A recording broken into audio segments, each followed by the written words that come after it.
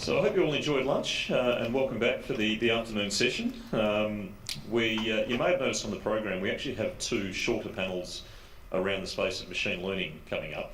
And to explain the rationale for that, machine learning obviously has been a real core focus area for us at the IF, the subject of a lot of the member survey activity and subsequent thematic papers we've done. And when we first conceived that we should talk about machine learning, we actually thought there's a couple of discrete, significant pieces we should talk about separately. And so firstly we're going to have a panel on machine learning and credit risk and consumer behaviour, and then we'll follow that with a panel on innovation in combating financial crime and money laundering, which will probably overlap or leverage a little with the machine learning in AML study that we've done recently as well. Before we jump into those, we have another polling question, if you can get your mobile devices handy. What is the greatest challenge to implementing machine learning in financial services? And you can see the options there: difficulty in explaining and interpreting, supervisory understanding or consent, difficulty in recruiting and retaining the necessary human talent, and a series of data issues. It's a very similar question to one that was a key focus in the two surveys we did last year on machine learning in credit and in AML. And you can see the initial results there. Probably not overly different to what we found in surveying our members. Without meaning to steal the thunder from Natalia and our next panel, or to that matter to second guess our upcoming survey where we're currently refreshing our machine learning and credit risk report, we've obviously noted that as firms have become more advanced and more sophisticated in adopting these technologies, the perceptions of the challenges can change and evolve with that experience. So let's jump in with the first of the afternoon panels, and I'm delighted to invite my colleague Natalia Bailey to come forth and to moderate this discussion. Please welcome Natalia as well as her panellists. Bill Kahn. Bill's a leading data scientist and financial modelling executive. Was previously at Bank of America, where he led the IIF working group throughout the last year. If you're a keen listener of our podcast, you'll have noticed that I've been promising for about 3 months that we were going to have Bill on as a guest, and he recorded that with Natalia yesterday. Mahmood Malouk is the Director of Machine Learning and Artificial Intelligence at BMO Harris Bank. Min Kui is the Director of the Credit Risk Analysis Division at the OCC, and Raj Singh is the Chief Risk Officer at Genworth's Global Mortgage Insurance business. Natalia, over to you. Thank you, Brad. And thank you all of you for being here today to talk about machine learning in credit and consumer behavior. So over the last few years, machine learning has touched and influenced almost every single aspect of the financial sector. If I look back to 2017, just a couple of years ago, when at the IIF we started to examine how banks were using machine learning in credit risk, and then I look at it now, we can definitely see that there has been, now that we are redoing our survey with refresh key measures that we're looking at, we can definitely see that there has been an increase in the use of machine learning as a tool by financial institutions. And before I get started, I just want to mention, we had a lot of case studies that we looked at, and three of the main benefits that firms highlighted was the increase on predictive performance was one of them, the efficiency gains in terms of model development process, as well as the ability to identify unknown patterns or new risk segments. But equally, the challenges that firms identify, and when we were talking to regulators and supervisors, were around the issue of explainability or interpretability of models, these issues of retaining and hiring the right talent. And I think those are among, obviously, and as we saw on that survey that we just put out, the issues related to data and IT infrastructure. So what I want us to do today is to maybe think about those benefits and those challenges and in the implementation of machine learning that were brought out by that report that I think all of the panelists have read. So to get started, there is no common definition of machine learning. And that was something that we learned when we were doing the survey. So I'm going to ask each of you to spend just briefly define what machine learning is, just the scope and the domain, and how it applies to your work and your institution. Maybe you can start with you, Raj. Sure. Thanks, Natalia. I think the question about what is machine learning is probably something that I'm sure you'll get different answers from each one of us. The way I view it really as a continuum between the traditional methods and machine learning, because people who have been doing modeling analytics know they use different, it's a toolkit. Use the right tool for the right kind of problem, and so in that sense, it's a continuum. And maybe the analogy that I think of is the Netflix used to come 3 DVDs a week or a month, whatever, by mail, and now you get 3,000 by the bandwidth. So the bandwidth has widened so much, but ultimately the recommendation algorithm is as good as it was 20 years ago, at least what I find. So in my sense, so it really is a continuum, and I don't think machine learning is any particularly different. It just allows large amounts of data to be processed, better, cheaper, faster kind of models, and a little bit less drudgery with the software tools available for the modelers. And just one other thing, I think it's more of machine teaching is probably the right word, because somebody has to teach the machine. Machine doesn't learn by itself. So.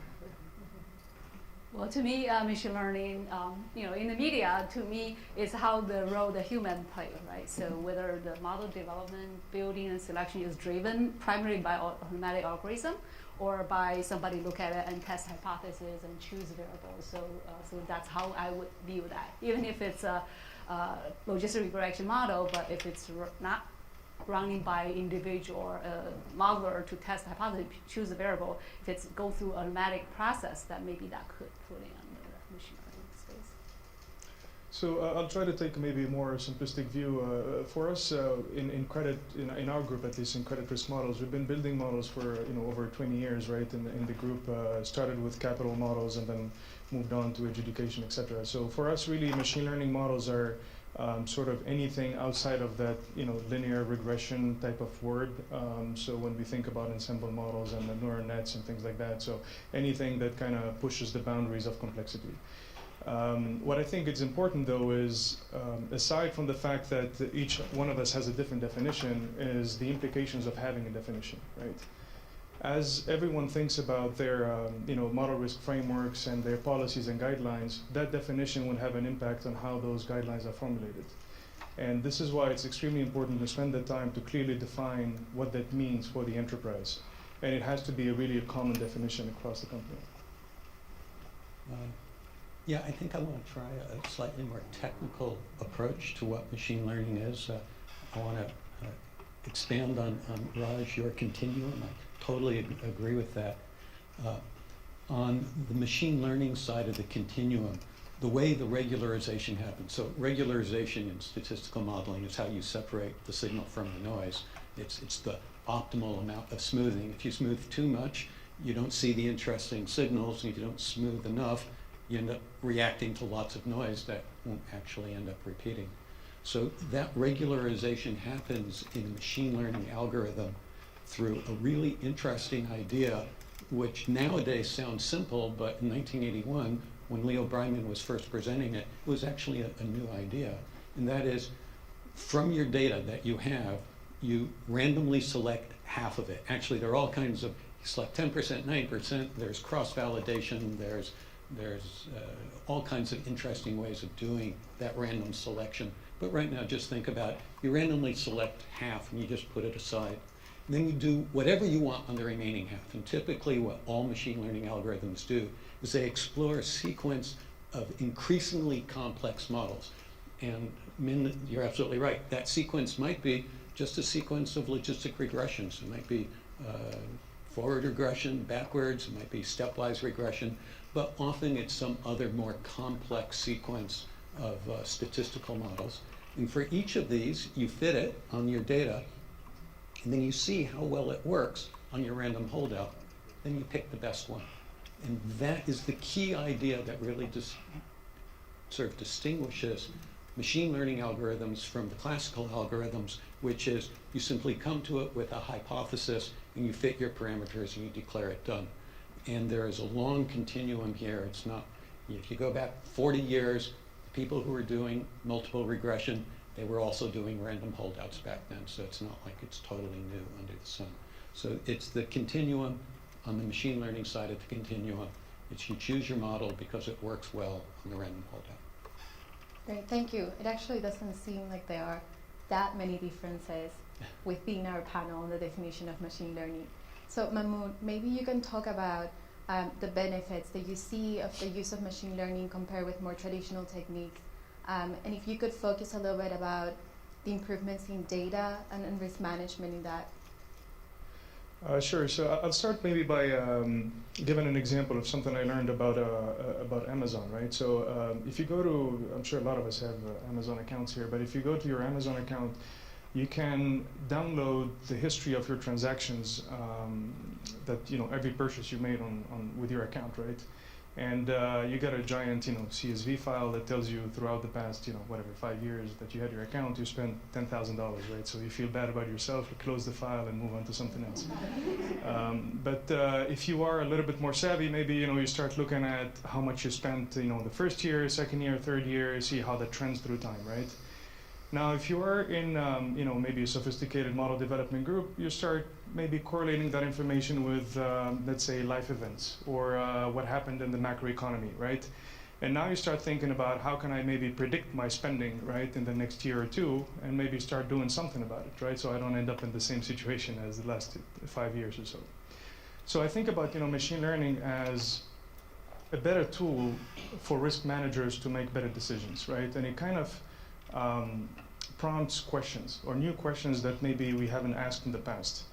And this is true for both data, any type of data discipline, really, and risk management, in particular, where we start looking at the predictions coming from these machine learning models and really asking the question, why is this particular customer behaving a certain way, or why is this variable now showing up in the model while we never saw it before in our traditional type of modeling? Why is a certain segment in the portfolio behaving differently from another segment, and we haven't seen that in the past? So truly, in covering these questions is what I think machine learning is really helpful with. And as risk managers, that is what we should be doing, right? Is asking questions. Why are things happening a certain way? In terms of data, I think that one of the main advantages that I find in machine learning, at least, is to help with, I would say, three main things. The first one being outlier detection, to be kind of very practical. Outliers are very, I should say, easier to find, with some of the clustering techniques that come in the machine learning toolkit. Second thing being imputation of missing data, which was a huge problem, I think, in our fields, at least in credit, where some of the information we deal with is not complete. And missing data imputation is a field by itself, right? So data can be missing at random or can exist in real life, and we just don't have it. So with machine learning techniques, we can start thinking about how to predict that data, right? How to predict that missing data. And this is where we start seeing lifts in our models. And then the last thing I would say on data specifically is the use of, the expanded use of new variables that we haven't used in the past, right? So this morning I heard in the panel talk about alternative data. And that could really mean anything, right? But for us, we would think about it as anything outside of the, how the loan is structured, how the customer is behaving with their loans with the bank, and maybe the credit bureau data, right? So anything sort of outside of that or an expansion of that. And it really helps kind of get a lot more information out of that data. And there are many financial institutions that I find, that had really good successes with using machine learning and finding better risk insight while applying these techniques. And I think there's a lot more to be done, for sure. Raj, if I ask you to maybe also chime in on what the benefits that you Sure. I think I'll probably echo the one that Mahmoud said about missing data imputation, which I think is one of the biggest advantages. That the traditional techniques, you could still do it, but you needed a kind of a month to do it. Here you can do it much quicker, and you can toy with different algorithms to make. Basically, it's about getting to the decision faster, even when the data is missing, right? So that's missing data imputation. But net, I think the machine learning algorithms are better because models are better for all the things that both Bill and Mahmoud just talked about. That you can kind of get interacting variables, less drudgery, and get better models. You can compare them. You can do cross-fold validation, which I think was talking about earlier. All kind of stuff can be done much more to get better models, and then you can get them much more cheaper. That might be debatable because the data scientists' salaries are pretty pretty high, but still I think the throughput is such that I can still justify that you can get the better models cheaper. And the last thing is really faster. The cycle time that used to be there for trying anything to have one champion model and a couple of challenger models used to be ginormous.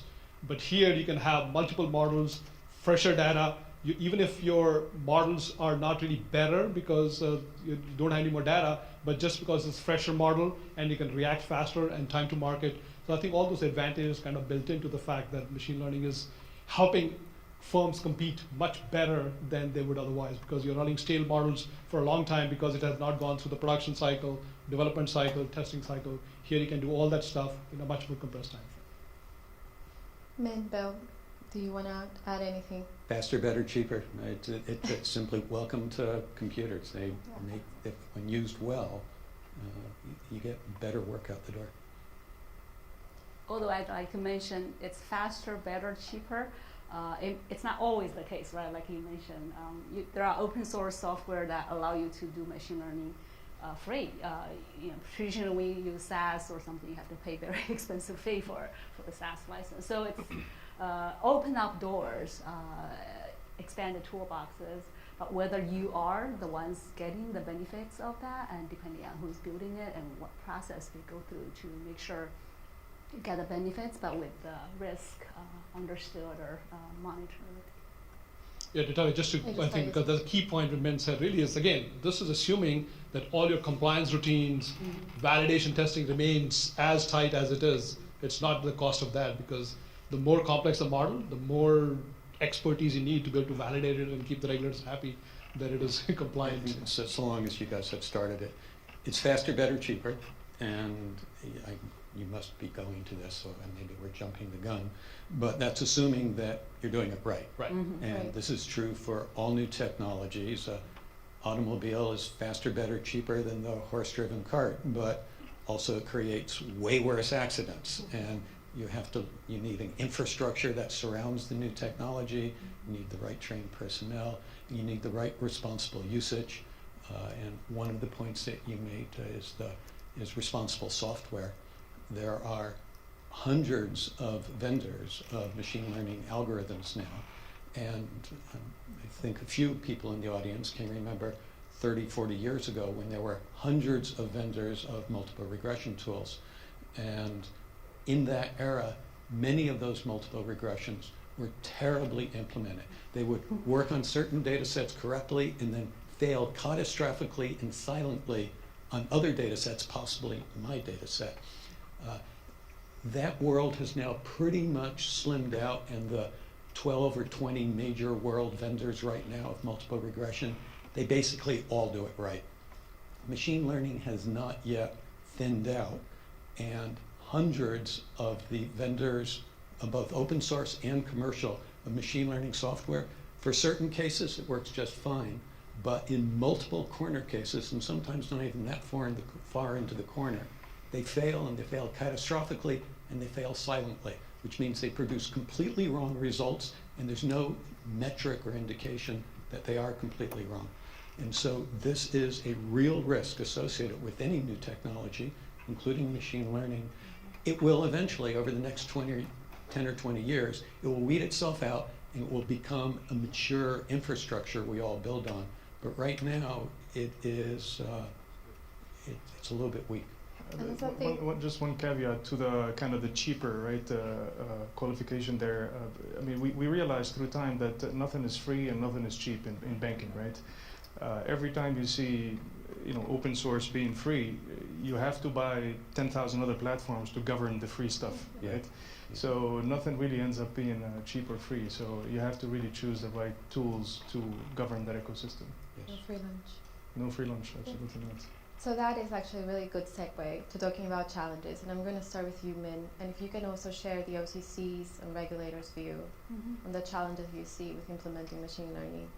Yeah, it looks like the audience already had their view before we started, but I'll start with the number one challenge. I would say, I think everybody agreed, the black box nature, the model interpretability is a challenge. Why it's a challenge? Because these models are not going through the statistical significance testing, doesn't really have economic theory behind it. So it's data-driven, driven by algorithm, automatic machine building process. So as a result, for example, neural nets, it's highly complex, and as somebody who developed neural nets in the 1990s, I know there are ways to interpret the model, but it's not your traditional way of saying this is significant at 5% or 10% level. You can do certain things to try to tell the story from what this complex interconnected model is, but it's not the same as the traditional sense. So there are tools now, tell your story, Lime or Shapely value or other tools, but they're not the same as classical inference. So in terms of this create challenge for make sure your model is conceptually sound. The conventional, well-known risk drivers are in the model or not, it's not so obvious, especially when you use big data, when you have hundreds or thousands of risk attributes that throw into this machine learning algorithm. In the end, it's very difficult for you to tell what are the key factors or what are the key interactions that drive the results. So that is there. It's a challenge for anything. And because of that, there are some implications in terms of how the models can be used. For example, how do you do stress testing? How do you do sensitivity analysis? And when you make a credit decision, how can you explain to your customer why their loans get rejected? Out of so many attributes that you don't have a statistical relationship in front of you, how do you say whether there's fair lending implication? Especially when you use alternative data, not all of them are from credit bureau. You may have digital footprint. You may have some education variable, whether this person graduated from private college or public college, and even though they may show some lift in the model performance, out of your machine learning, the black box, it's hard to convince people whether the factors considered in the credit decision are the ones legitimate and belong to there. So that's the number one challenge, really, in terms of model interpretability. And the second challenge I also see related to what we talk about is the model risk side of it. We talk about faster, better, and cheaper, but it's not always, as we know. We have done research at the OCC. We have a team of many people who are passionate about machine learning. We do our research and we use data and we test cases. It's not always more accurate than traditional methods. You lose the interpretability, but you don't necessarily gain enough in the model accuracy and performance to compensate for the loss of interpretability. So it's not always the case. So it really have to go through rigorous tests and to demonstrate that the benefits there without you lose the benefit of interpretability. So model risk is there. Overfitting is issue. There are ways to overcome the overfitting, but because of the lack of structure, regime change cause a model to break down really quickly before you realize it. So that will require model refit, frequent refit, and monitoring on a very timely basis. So these are effort. You have to make sure your model is performing as you expected. So model risk is true in the machine learning space. Model risk is true everywhere in traditional models, but especially for machine learning, there is a greater degree of model risk that we need to be mindful of. And the third challenge I want to say is the data and the IT infrastructure. As you use big data, alternative data, and they take space. And also there is cybersecurity risk and there is fair lending risk. So the space and also the processing power, it's more demanding than traditional methods. And lastly, I would say the challenge is also related to the vendor models and third-party relations. In that space, machine learning is even more challenging in there compared to traditional vendors, especially when we talk about smaller institutions, startups. They may not necessarily have all the resource and expertise to fully understand the risk associated with machine learning models. And then vendors tend to be oversold their product and services, and smaller institutions may not have the expertise to really do their validation or due diligence. So we see some risk in there. Just since I work for the OCC, if some vendor approach you and try to sell their product and service and say to you that OCC certified this product and service, just don't try that because we don't certify product and service there. I think maybe one point I'd like to emphasize is on the sort of the model risk side and explainability concept, right? Explainability can mean different things to different people, and I think it's crucial to really define what that means before starting, developing the model, so to speak. Sort of building that, contract, right, between the model developer and the business stakeholder, I think is very, very crucial. And, the regulators usually look for that effective challenge and that communication between the two groups. Defining what would make you trust the model, right? Or what can I provide for you to understand how this model is performing? And these models becoming more and more complex, it's almost impossible to just show what the model is, right? You can't really show 300 trees on a piece of paper and say, here it is, right? You have 100 variables and 300 trees and go figure it out, right? You can't really do that now with these types of models. So I think it's crucial to really define what would make you comfortable with the model and how can I make you understand what this model is trying to predict. May I just add, I think one thing about this explainability problem, clearly that's a problem, and we have to have ways to address it. But at least places where at least I have found usage is that once you know the best answer possible, which is through the black box type model, then you can go back to your traditional techniques and create models which get closer and closer to that entitlement. So then that's much more explainable. It's like once you know the answer, then you can figure out how to get to that. And one other challenge which I think maybe meant, again, it's probably not from the regulator side, but at least from the business standpoint, I think this whole hype about the value that trillions of dollars will come from AI and ML. I mean, that is absolutely wrong. It's probably true maybe in the non-financial services where new techniques are coming regarding cancer research and machines kind of learning all those 3D tomographies or vehicles, autonomous vehicles. But in financial services, I mean, look at the total size. The total size is about 10 trillion in mortgages and 4 trillion consumer. I mean, ultimately it's about a share game. So it's more of a competitive advantage rather than creating trillions of dollars on top of that, because that is the outstanding debt. So on ROA, it's probably in the few billions of dollars is what really we are all kind of fighting about. So that's why I think the hype, so much hype about that it'll kind of create completely different classes of consumer products, at least in the finance area. I think that's a hype that we have to be very careful about in terms of promising more than what we can deliver. We can deliver better models, better competitive advantage, but not like a category of trillions of dollars coming. Because ultimately, it's you and I going to pay for all this, because that's where the value comes from, in the customer value chain. I appreciate, Min, you laying out some of the classic concerns that we all have to have in thinking about machine learning. Machine learning is not brand new. I took my first machine learning class in 1981 from Leo Breiman, so I've had it available to me my entire career. And lots of people have been working seriously on all the problems that you named and others. And so I think we have to take your guidance, your concerns with great seriousness. I also want to say that over the last 10 or 15 years, smart folks have taken them with great seriousness and, as you mentioned, have made really significant progress on each of the points that you mentioned.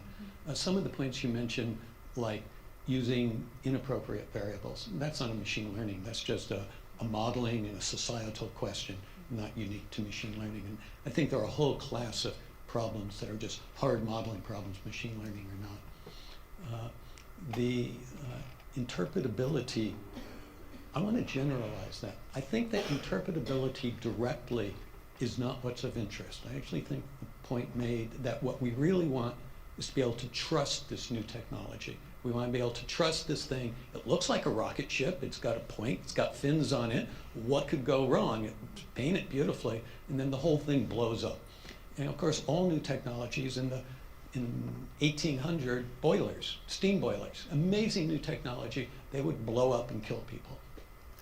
We, in our era, one of our new technologies is machine learning. And the reality is in the hands of inexperienced teams that simply take whatever data they have and they plug it into some vendor or public domain software of choice. It often produces horrific results for many of the reasons that you described, and thank you for speaking to them. The OCC, was it 5 months ago now, came in and reviewed one of my pure machine learning models at Bank of America. Very deep review. They read all 500 pages of documentation and had detailed comments on charts and tables and logic. Their final report back to us had lots of interesting ideas and suggestions, and all very respectfully delivered, but at no point were they foundationally concerned with the fact it was a machine learning algorithm. It just happened to be a particularly large and complex piece of mathematics. Yeah. So this is concordant with the paper that you referred to, that you guys have done. So the question is, how do we build trust in this new technology? And there are different ways of doing it. And certainly one way of building trust is a bottom-up construction. And we will often call this, do I understand what it's doing? Understanding, well, it's a very personal concept. Like some people directly understand the Pythagorean theorem. They say, well, of course it's true. How could it not be true? And others, they can't follow the derivation of it. And this is the same for machine learning models. What does understandable mean? So let me break it up into two pieces. The first piece is just, what is the machine doing? How do I describe what it's doing? And as you mentioned, there actually are some great techniques. There are one variable at a time techniques. There's partial dependency plots, individual conditional expectation plots, aggregate local effect plots, line, shapely, and a bunch of really smart ways of intuiting what it is that's the output of this complex machine. There are also some very new and powerful algorithms for fair lending that allows you to explain to someone why the score coming out is low, and therefore why it is that we are turning you down. Not that they're perfect, but they're about as good as the old ones were. So there are real risks, and they do have to be managed. When not managed, we really do produce dangerous objects. But when well managed and well considered, it ends up working out pretty well. Yeah, I agree. Basically, we have model risk management guidance. So, build machine learning model like building other models. If you follow these guidances, chances you will not run the car Yeah, my experience off the cliff. My experience with the OCC and also the FRB, they were my two main regulators, is they expected my team, to understand what we did. And they want to be able to poke at anything, and there's this whole technology stack that's involved there, and we had experts at every level of the stack, and no one person understands the whole thing. But we did have experts at each level, and we had mastery across the entire stack. And actually, in some ways, that's an improvement, because if you even go back to, say, additive multiple regression, even with two variable additive multiple regression, y equals beta 1 x1 plus beta 2 x2. That's about as simple as it gets. 3 variables. It turns out even that is hard to directly intuit what's happening. And many of you are saying, come on, Bill, that's as easy as could be. But let me just present to you an example that will get you thinking. It's perfectly possible, and indeed common, for variable A to be positively correlated with variable B, and variable B to be positively correlated with variable C, but for variable A to be negatively correlated with variable C.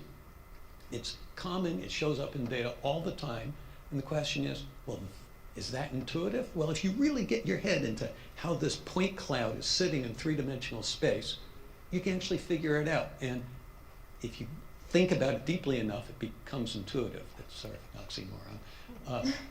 But this concept as to what intuitive means, even for 3 variables, is hard. And the moment you have a 4-variable logistic regression or a 14-variable logistic regression, you don't really intuit it.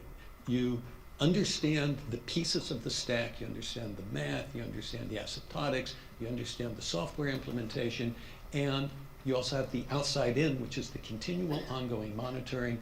Rapid updating. The regime change, I think, is a very big deal. It's very important, something in our social economic world we have to be very concerned about. And actually, going back to Min, your earlier point, that it's machine learning if it has sort of an automated mode, and if you are rapidly updating your logistic regression models to be able to keep up with regime change, You're happy to define that as machine learning, and that is an extremely important technology we bring to bear because the world really is changing quickly as our models have to keep up with it.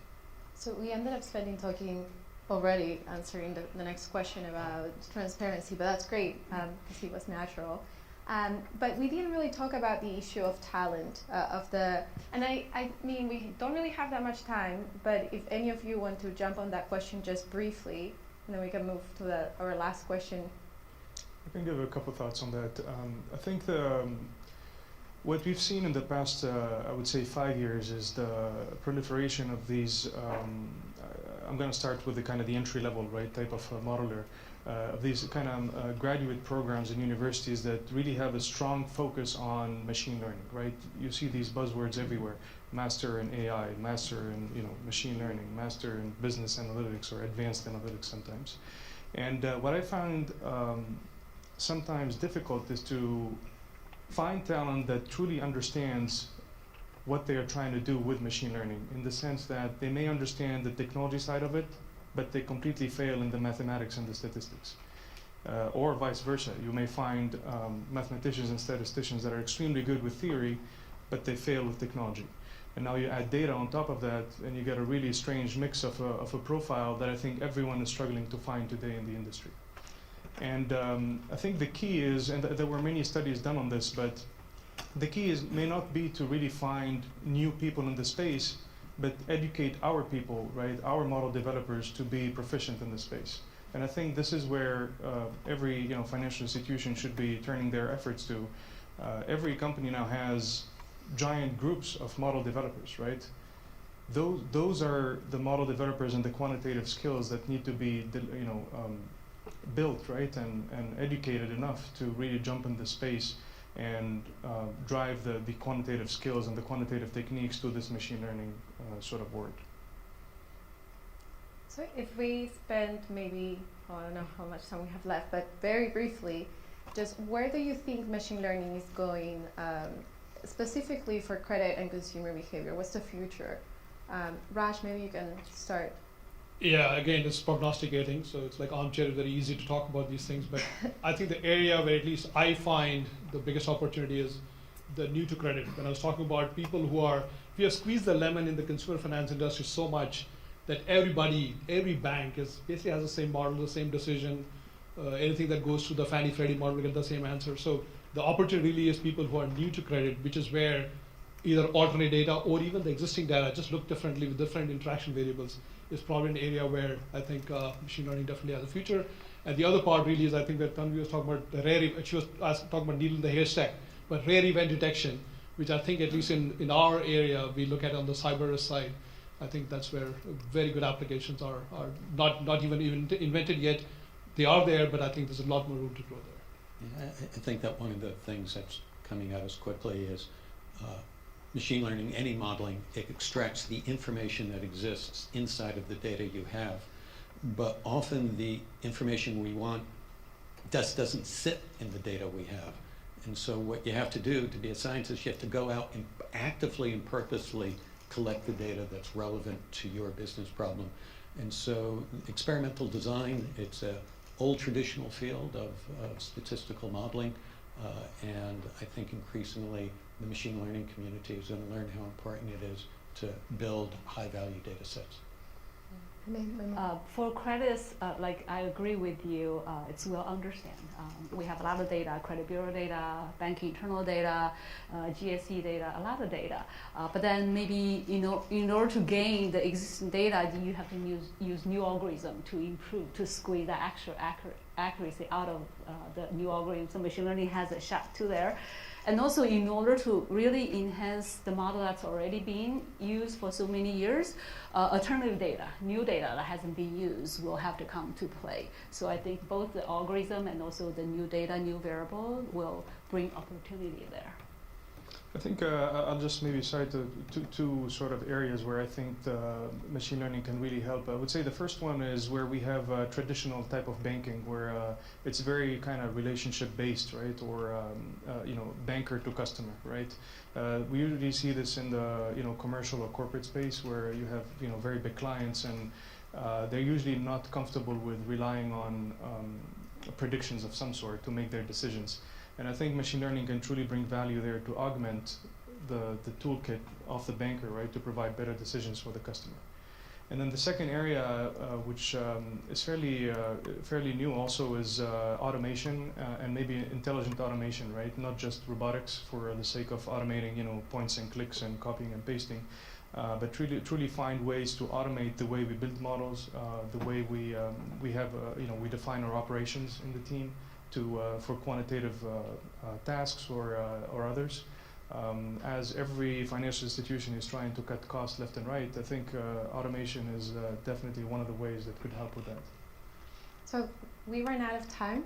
I think we can definitely talk about machine learning for a full day, and we will be doing that at the IIF because we have a roundtable on machine learning on June 19th.